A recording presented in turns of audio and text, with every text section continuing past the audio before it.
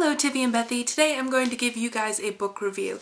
I gave myself a book challenge on Goodreads because I really want to get into reading more. I kind of lost that, so I'm giving myself a challenge of reading 24 books this year, and I've read 2 so far, and this is the review of 1. Tiffany, it has been ages since you've given me this book, and I will say, honestly, you gave it to me because of The Hound of the Baskervilles, which I read an excerpt from, not the entire thing, an excerpt from in middle school. And I honestly do not remember a single thing about it except for I really enjoyed the word moors. For Christmas I asked for some Sherlock Holmes stories because I thought it is long overdue. I need to read those bad boys, and I decided to start. So this is my book review of the first half of this volume, which is A Study in Scarlet. This is a very short story. Right here where the bookmark is, this section here, this bottom part, that's all the bigger it is. I've heard it said that A Study in Scarlet is not the best of the Sherlock Holmes stories, and I haven't read the other ones yet, but I would have to agree. It's not my favorite. I really didn't start getting into this until the second half of this book. In the beginning, Dr. Watson has just returned from the war. He's been injured in his arm, and he's trying to find a place to live in London, but London's so damn expensive, so he meets up with his friend named Stamford that he used to cavort with, and he says, you know, I know a guy who's also looking for somebody to share within the rent with, but he might have a place.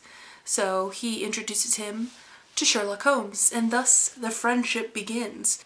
But I think my favorite chapter was the second one, which is The Science of Deduction, and he describes Sherlock Holmes, and he's writing down all the weird things, like he doesn't understand that the universe revolves around the sun, yet he knows several different types of tobacco ash. Like, he's a very unusual character, which really he's a genius, but he has selective knowledge of certain things just because he knows, well, this is more important than knowing that and all this type of stuff. In the start of this book, Sherlock Holmes is just getting into the whole I'm a consulting detective type of thing, which basically means I know exactly what's going on, so when the police can't figure it out, Scotland Yard comes to me and I put them on the right path, basically. One night in Larston Gardens, they find that there is a murder. On the wall is the word Rache, R-A-C-H-E, which you find is the German word for revenge. This is like the key piece of evidence. You're like, oh my god, I can't wait to figure out what this word means. And then they find out later there's another murdered person, Mr. Enoch Drebber. Now, throughout the course of this book, I mean, you know, Sherlock Holmes is dazzling John Watson with his thought process, like, oh yes, you see the hoof prints on this street, this horse had one new shoe on that front foot, and you could tell by the scuffling in the pavement that this person was drunk or whatever, you know. And one of the cool things I like, because you, obviously when you're done reading these books, you just want to flip your collar up and be like, I can deduce the shit out of anything. One of the cool things that I really liked about this book, picking this book, was that John Watson asked him, how do you know these things?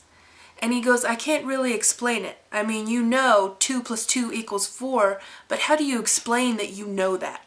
I got kind of lost towards the middle, or towards the end of the first part of this, because I was kind of like, yeah, blah, blah. I just kind of tapered down and just kind of faded out. But then, towards the end of part 1, they said, I know who the murderer is, and he's just like, call the cabbie up here, I need him to help me with this trunk. So the cabbie comes up, he slams the cuffs on him and goes, you are the murderer and we're taking you in. And you're like, wait, what? And then part 2 starts off, and I was totally confused in the first part because they started going off about how this guy, this older man, has this small little girl with him, and they're wandering through the desert in Utah. and they're like the last of a group of 20-something people, and they're trying to find food and shelter, and I'm like, what? You find out that this is the backstory to the murderer. This old man, John Ferrier, picks up this small girl who's an orphan named Lucy, and he basically says, you know what, you're basically my daughter now. They run into this group of Mormons that are a little scary because they're basically like, we'll give you food and drink, you know, all you need to do is convert to our faith. So they live with these group of people for many, many years, and Lucy grows up into a lovely young woman, of course, falls in love with the Gentile, which is against the whole Mormon thing, and they're basically like, you have 30 days to conform to our lifestyle, take on several wives, and the leader of the Mormon group is basically like, look, I want one of my sons to marry your daughter, and you have so many days to find out, and they're just threatening him. And eventually, Jefferson Hope, who is the Gentile that Lucy fell in love with, comes under cover of night to sneak them out and take them back to where he lives. Eventually, the Avenging Angels, which is part of the Mormon group, come down, they burn his house to the ground when he's not there, and they kill John Ferrier. And they take Lucy back with them. She marries one of the sons, who is Enoch J. Drebber. So these group of the Avenging Angels, you know, include Staggerson and Enoch J. Drebber, which are basically the two people that has caused him the most harm, that he wants revenge on the most. So he tracks them all the way to Europe over the course of a few years at this point because Lucy dies. Because they killed her father, she was completely distraught and heartbroken, and she like dies within a month, and they don't really care. So we find out that Jefferson Hope has been tracking them. He's the murderer. He gets a job as a cabbie when he enters into London, and he has an aneurysm. So when they arrest him, he's like, I don't care what you do to me because I could be dead the next day anyway, which is eventually what happens. He dies of his aneurysm the very next day after he was arrested. So that was about it. It was okay, all in all. I didn't hate it, but I was definitely interested when it got to the second part. Like, I actually really loved the backstory. It was interesting. Now, being a Sherlockian of the BBC, I have to answer some questions. Is it anything like the show? Mostly no, but some parts yes. There was a cabbie involved. There were pills involved. There was an aneurysm.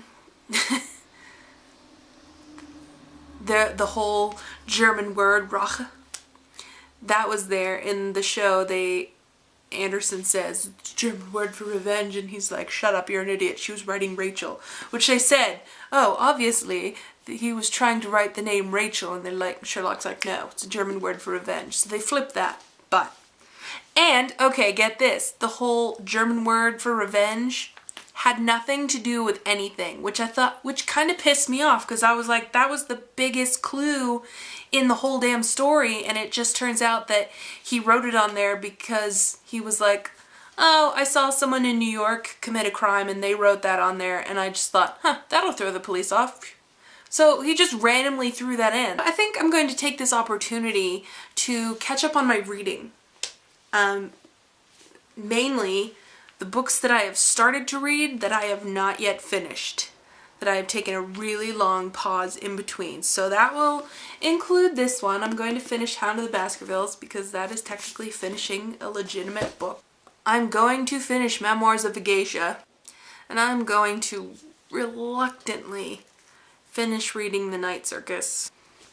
And, okay, what I wanted to tell you guys about, which I think is really freaking cool, maybe you won't feel the same way as I do, but I've always thought it would be really awesome to record an audiobook. You can go onto this website called LibriVox.org, where people volunteer to read either a whole book or just chapters of different books. And you could listen to other people reading them from all over the world, so many different languages, or you can volunteer to read a chapter or two of different books, which I think is so awesome, and I am totally volunteering. I don't know what I'll read, but I'll read something. I will hopefully have a vlog for you next week that will hopefully be another book review. We'll see how that transpires, but I will see you guys next week. Okay, bye.